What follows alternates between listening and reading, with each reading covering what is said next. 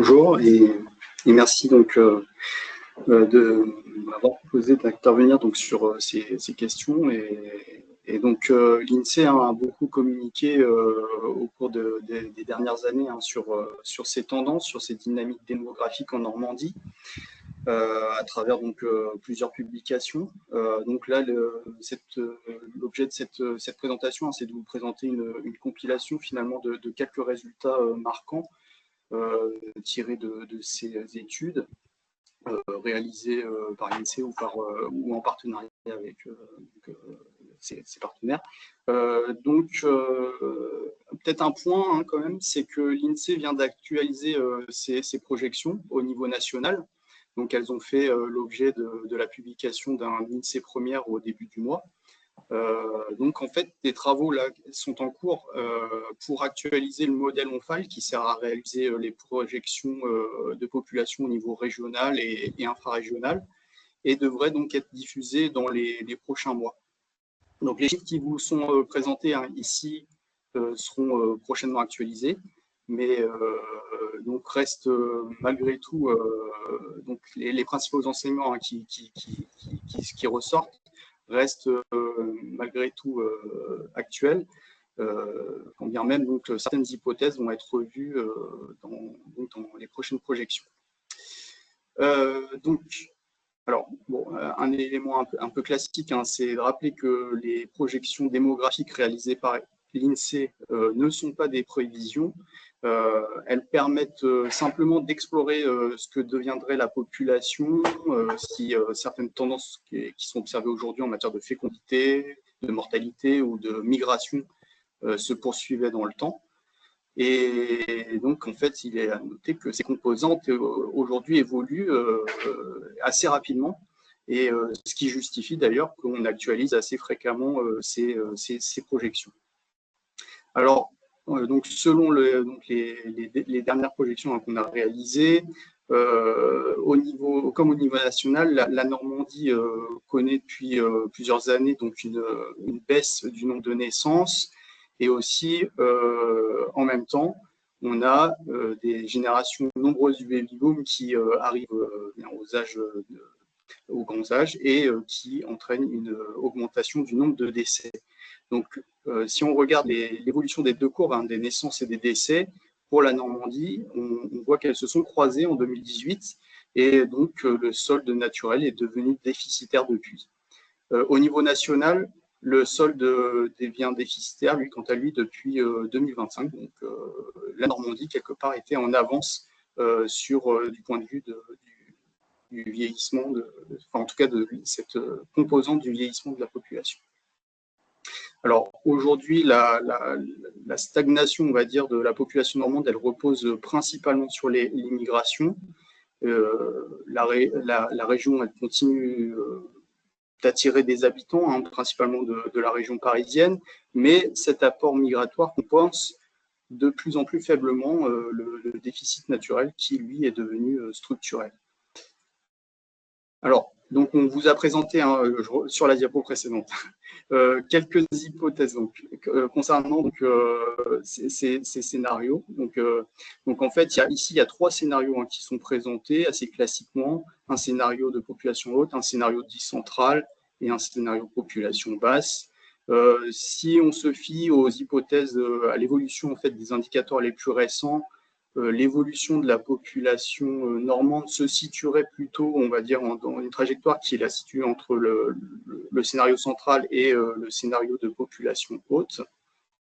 Mais on voit qu'à terme, en fait, ce qui est envisagé, ce qui est le plus plausible, c'est une diminution de la population globale. Alors, si l'évolution de la population reste finalement incertaine, la transformation de sa structure par âge, elle est relativement connue et perceptible dès aujourd'hui. En fait, on le voit sur la diapo suivante, de manière évidente, sur l'évolution de la pyramide des âges, sur la transformation de ces pyramides des âges, donc sur longue période. Alors, on voit en 1968, il y avait 3 jeunes de moins de 18 ans rapportés à une personne de 65 ans ou plus dans la population. Aujourd'hui, on a atteint la parité entre ces deux populations.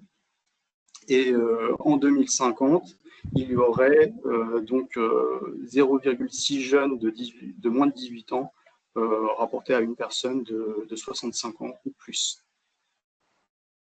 Donc, le constat qu'on peut faire, c'est que quel que soit le scénario finalement d'évolution de population, la population en 2050 sera plus âgée qu'elle ne l'est aujourd'hui.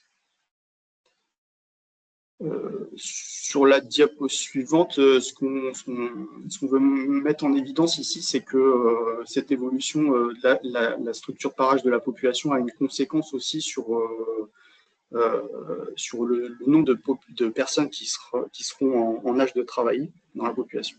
Donc on observe une diminution, là aussi à long terme, on projette une diminution à long terme de cette population en âge de travailler. Et cette baisse, donc on voit sur la diapo suivante, c'est qu'elle s'appliquerait en fait de manière assez homogène selon les tranches d'âge, puisque donc vous voyez sur les différentes tranches d'âge qui composent cette population en âge de travailler, on observe une diminution attendue de l'ordre de moins 15 à moins 20%. Alors, en parallèle, il y a une hausse attendue de l'activité des seniors sur le marché du travail. Jérôme l'évoquait tout à l'heure dans son introduction. Aujourd'hui, les politiques publiques sont beaucoup axées sur le maintien en emploi des seniors. Et donc, on projette en fait une hausse des taux d'activité des seniors. Mais malgré cette hausse attendue, les projections de population active montrent que la Normandie pourrait perdre environ 200 000 actifs entre 2018 et 2050. Donc la population active passerait d'environ 1,5 million de personnes à 1,3 million, une baisse de 13%, ce qui est une diminution importante à l'échelle nationale, puisque la Normandie figure parmi les régions les plus concernées par ce déclin de la population active, aux côtés de la région Bourgogne-Franche-Comté et Grand Est. Alors, au-delà de cette baisse du nombre d'actifs, le vieillissement constitue également un enjeu important pour en fait, les questions aussi de besoins, ce qui pose la question en fait des besoins en renouvellement de la main-d'œuvre dans de nombreux secteurs d'activité, de nombreuses professions. Donc, ce qui sera aussi peut-être évoqué par la suite de ce webinaire. Mais cet enjeu, en fait, il se pose même dès à présent, puisqu'en 2022, on observe que plus de 210 000 actifs en emploi dans la région ont 55 ans ou plus, et donc ce qui représente 17% de la population active normande. Et cette part, en fait, devrait continuer aussi à progresser dans les années à venir. Donc on voit que certaines catégories socio-professionnelles sont particulièrement concernées.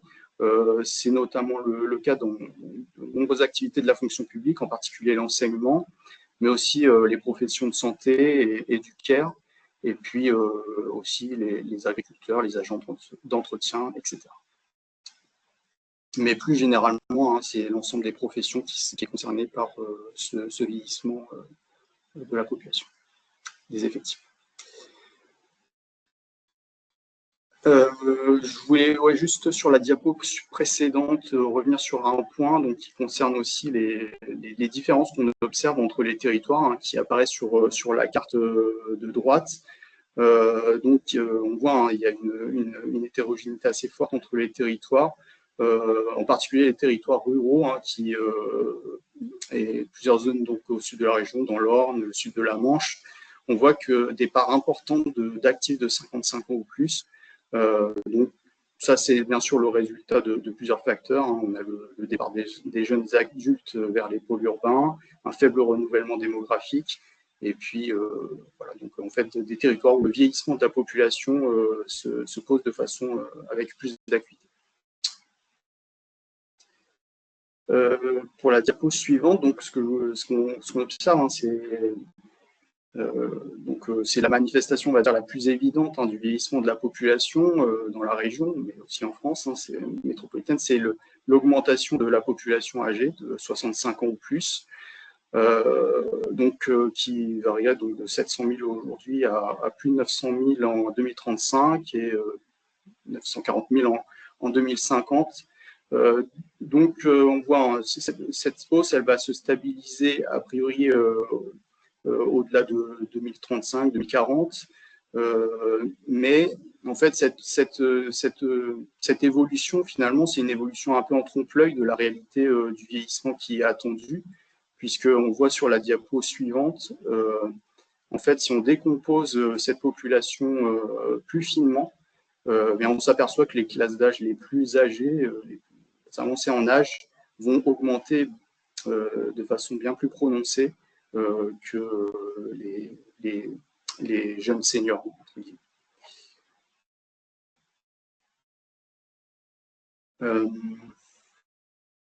Donc, pour poursuivre, hein, on voit, hein, c'est surtout la population la plus âgée qui va augmenter. Et associé à ça, en fait, il y a aussi des questions autour de, bien sûr, l'augmentation de personnes âgées qui seraient en perte d'autonomie, qui seraient confrontées à une perte d'autonomie. Alors, en 2021, la Normandie comptait 103 000 seniors en perte d'autonomie, ce qui représente environ 11% de l'ensemble des seniors. Et parmi eux, 33 000 personnes étaient en perte d'autonomie sévère. Donc, ces effectifs devraient, d'après les projections de l'INSEE, progresser significativement au cours des prochaines décennies.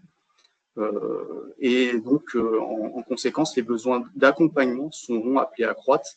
Donc ça, c'est une réalité qui concerne bien sûr l'aide à domicile, les services de soins, mais aussi l'adaptation des logements et les capacités d'accueil des établissements d'hébergement pour personnes âgées dépendantes. Aujourd'hui déjà, donc, on a 37 000 personnes âgées en Normandie qui vivent en institution. Donc on voit que c'est un enjeu à la fois quantitatif, mais aussi qui concerne la qualité de l'accompagnement, puisque finalement, cette question du vieillissement démographique, elle rejoint aussi celle de l'attractivité des métiers qui accompagnent le grand âge. Pour conclure, hein, donc ce vieillissement de la population normande, il apparaît comme une évolution qui est inéluctable et il est déjà en marche aujourd'hui. Et donc, cette évolution, en fait, elle pose un double défi pour la Normandie, finalement. C'est d'une part accompagner une population âgée qui est plus nombreuse, mais aussi maintenir donc, les emplois nécessaires à leur accompagnement, qui sont eux aussi vieillissants. Et j'en ai terminé pour ma présentation. Merci.